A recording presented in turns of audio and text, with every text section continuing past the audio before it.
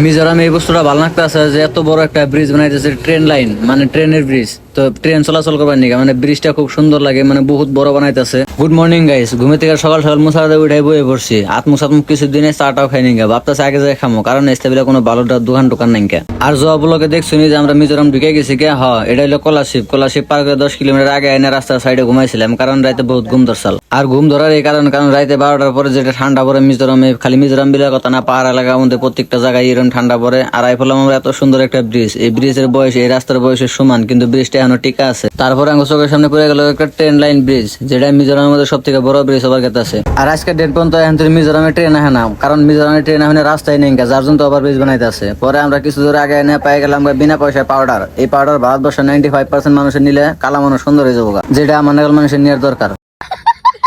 আমার মনে হয় নর্থ ইস্টের মধ্যে সব থেকে কালা একটা অপছন্দ মানুষ যদি কেউ থাকে, তাহলে সেটা হইলাম আমি। আর সেজন্য মিজোরাম